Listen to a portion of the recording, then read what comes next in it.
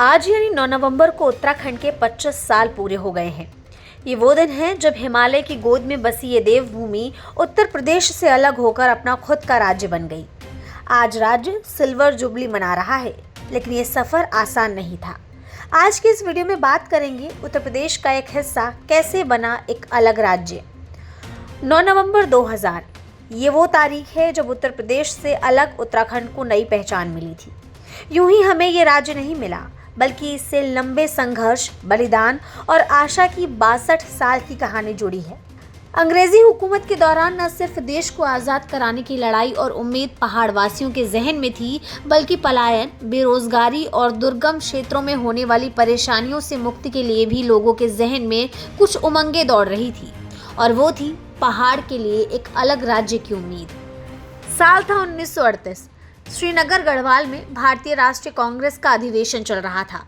मंच पर देश की आज़ादी की बातें हो रही थी, लेकिन भीड़ में कुछ युवा चुपके से एक दूसरे को आवाज़ दे रहे थे कि पहाड़ का अलग राज्य होना चाहिए। बद्रीदत्त पांडे जैसे लोग खड़े होकर बोलने की कोशिश तो कर रहे थे, मगर उस वक्त सबकी नज़र सिर्फ आज़ादी पर थी, अंग्रेज़ों से आज़ादी।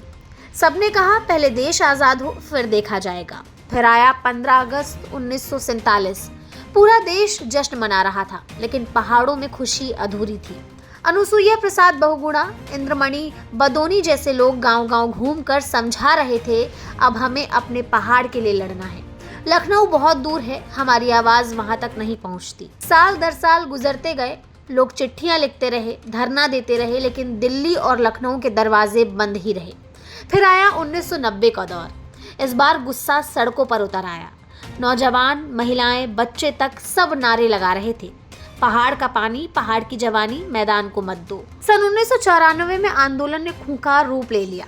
खटीमा में गोलियां चली, मसूरी में लाठियां बरसी और मुजफ्फरनगर के रामपुर तिराहा में जो हुआ उसे याद करके आज भी रोंगटे खड़े हो जाते हैं। आंदोलनकारियों पर अंधाधुंध फायरिंग हुई, कई वीर मिट्टी में मिल गए, माँ बहनों के साथ बर्बरता की खबरें आई।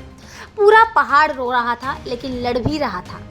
इतना दर्द, इतना बलिदान देखकर सरकार को झुकना पड़ा।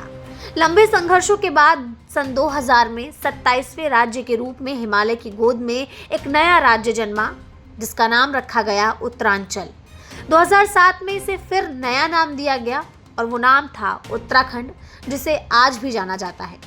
62 साल तक पहाड़ वासियों ने इंतजार किया, सैकड़ों जाने गई, हजारों घायल हुए, लेकिन आखिरकार वो सपना सच हुआ। आज जब 4 धाम की घंटियां बजती हैं, गंगा यमुना की लहरें बहती हैं, तो लगता है उन शहीदों की आत्मा भी मुस्कुराती होगी। ये सिर्फ एक राज्य का जन्म नहीं था, ये एक संकल्प की जीत थी, पहाड़ की आवाज की जीत थी। आज की वीडियो में फिलहाल इतना ही, लेकिन आप देखते रहिए प्रतिपक्ष संवाद।